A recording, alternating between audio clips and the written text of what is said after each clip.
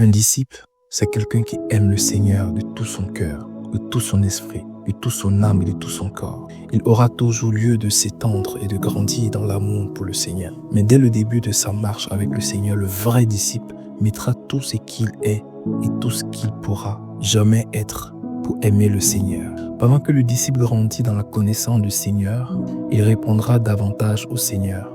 Mais pour l'instant, le disciple doit être capable de dire avec une bonne conscience devant le Seigneur et au Seigneur, « Seigneur, je t'aime de tout mon cœur, de tout mon être. » Toi qui écoutes cette vidéo, est-ce que tu es capable aujourd'hui de dire au Seigneur Jésus-Christ, « Seigneur Jésus-Christ, je t'aime de tout mon être. » Si ce n'est pas le cas, alors cette vidéo est faite pour toi, pour que tu puisses travailler à être disciple du Seigneur Jésus-Christ. Car aujourd'hui, le Seigneur ne nous demande pas d'être des chrétiens, des personnes qui le suivent simplement, mais il nous demande d'être des disciples. Raison pour laquelle il a dit, allez par tout le monde et faites de toutes les nations des disciples et non des chrétiens. Alors, tu dois être disciple du Seigneur Jésus-Christ. Reste jusqu'à la fin et tu auras un bonus, un plus qui te permettra d'être disciple du Seigneur Jésus-Christ. Aimer le Seigneur n'est pas une affaire sentimentale, bien que les sentiments y sont engagés. L'une de doit dire que je ne ressens pas l'amour dans mon cœur pour le Seigneur. Nul ne devrait dire que j'ai un problème émotionnel qui m'empêche de ressentir l'amour pour le Seigneur, comme c'est le cas chez certains chrétiens. Il y a un test fondamental pour l'amour. Il y a un moyen pour prouver si quelqu'un aime ou n'aime pas le Seigneur Jésus-Christ. Ce test, c'est l'obéissance. Oui, la Bible dit que l'obéissance vaut mieux que les sacrifices. Ceux qui aiment le Seigneur lui obéissent. Ceux qui ne lui sont pas obéissants ne l'aiment pas du tout, simplement. Le Seigneur Jésus dit, si vous m'aimez, gardez mes commandements. Jean 14, verset 15. Si vous savez ces choses, vous êtes heureux, pourvu que vous les pratiquiez. Jean 13, verset 17. Heureux ceux qui écoutent la parole de Dieu et qui la gardent. Luc 11, verset 28. Alors vous comprenez simplement que aimer le Seigneur Jésus exige une obéissance très coûteuse, une obéissance au prix même de la vie. Aimer le Seigneur exige l'obéissance totale, même pas partielle, mais totale. L'obéissance partielle est une grossière désobéissance. Aimer le Seigneur Jésus exige une obéissance impopulaire. Dieu avait demandé au prophète Isaïe de marcher nu pendant 3 ans. Isaïe 20, verset 1 à 3. C'est impopulaire, sinon c'était impopulaire. Cela semblait être insensé, cela semblait être irrationnel. Cependant, il y a obéi. Moïse, le serviteur de l'Éternel, dit aux Lévites, « Ainsi parle l'Éternel, le Dieu d'Israël, que chacun de vous mette son épée au côté, traverser et parcourir le camp d'une porte à l'autre, et que chacun tue son frère, son parent. » Exode 32, verset 27.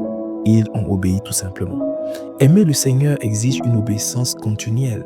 Pour être un disciple et continuer à être disciple, quelqu'un commence à obéir au Seigneur et continue à obéir au Seigneur chaque jour, chaque heure, chaque seconde, chaque minute, jusqu'à ce que Jésus revienne. C'est là être un disciple, vivre continuellement dans l'obéissance.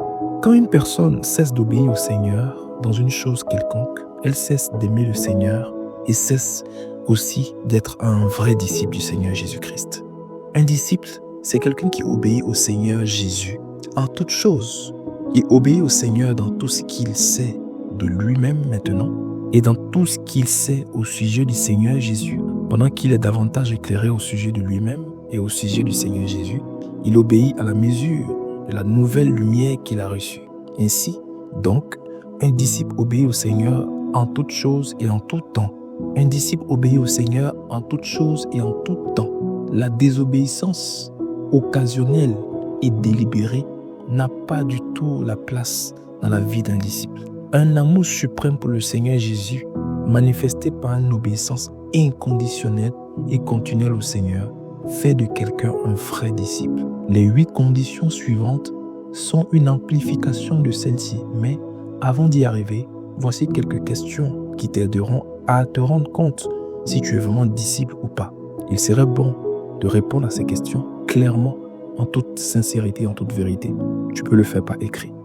La première question est de se poser, Est-ce que j'aime Jésus-Christ de tout mon cœur? Est-ce qu'il y a quelqu'un ou quelque chose qui rivalise avec le Seigneur Jésus-Christ dans mon cœur? Est-ce que j'aime le Seigneur Jésus-Christ dans toute ma volonté? Est-ce que j'aime le Seigneur Jésus-Christ dans toutes mes pensées? Est-ce que je suis en train de me diriger progressivement ou de diriger progressivement mes émotions dans la direction de l'amour du Seigneur Jésus-Christ? Est-ce que j'utilise mes pensées pour aimer le Seigneur Jésus-Christ?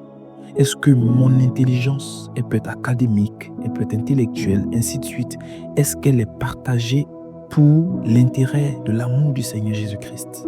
Est-ce que je désobéis délibérément à un commandement du Seigneur Jésus-Christ? Est-ce qu'il y a un commandement que le Seigneur Jésus-Christ me donne ou me dit de faire que j'obéis ou de façon partielle ou j'hésite à obéir? Voici des questions qui sont les indicateurs si tu es disciple ou pas. La Bible dit: Christ a aimé l'Église et s'est livré lui-même pour elle afin de la sanctifier après l'avoir purifiée par l'eau et la parole, afin de la faire paraître devant lui, cette Église glorieuse, sans tache ni ride, ni rien de semblable, mais sainte et irréprochable. Éphésiens 5, 26 à 27. Le Seigneur Jésus a aimé l'Église. Son amour pour elle avait un but. Son amour avait pour but de sanctifier l'Église et de la faire paraître devant Dieu glorieuse, sans tache ni ride, c'est-à-dire sans péché. Le Seigneur veut faire paraître devant lui une Église glorieuse. Il n'a aucune intention de faire paraître l'Église devant le monde en splendeur, car le monde ne peut jamais supporter ni contempler la splendeur de l'Église, parce que le Seigneur a aimé l'Église et a pour but de le faire paraître devant lui en toute splendeur. Il a ordonné que les disciples aiment l'Église comme il l'a aimé. Il dit: je vous donne un commandement nouveau. Aimez-vous les uns les autres comme je vous ai aimé. Vous aussi, aimez-vous les uns les autres. À ceci, tous connaîtront que vous êtes mes disciples si vous avez de l'amour les uns pour les autres. Jean 13, 34 à 35. Alors le Seigneur nous demande d'aimer l'Église. Aimer l'Église, c'est aimer le Seigneur Jésus-Christ. Si nous l'aimons, nous devons l'aimer. Si nous l'aimons, nous devons garder ses commandements. Et l'un de ses commandements, c'est de nous aimer les uns les autres. Dieu nous demande d'être disciples. Il dit que tous reconnaîtront que nous sommes ses disciples si nous avons de l'amour les uns pour les autres. Aimer son prochain, c'est de ne pas convoiter ce qu'il a. Aimer son prochain, c'est vouloir du bien de son prochain. Aimer son prochain, c'est accomplir la parole de Dieu. C'est aimer Jésus-Christ. Et c'est être disciple. Je te recommande la lecture de ce livre qui traite en totalité le sujet. Veux-tu être disciple? Lis ce livre et tu seras un disciple du Seigneur Jésus-Christ. Abonne-toi à la chaîne, commente, dis-nous ce que tu en penses du sujet. Si tu veux être disciple, si tu veux être suivi, nous sommes là pour toi. Partage cette vidéo au maximum de personnes afin que tous soient disciples, car le Seigneur Jésus a dit qu'il veut des disciples, des hommes qui suivent le Maître, comme les disciples à l'époque l'ont suivi. Et sur ce, je te dis à bientôt dans une prochaine vidéo. Amen.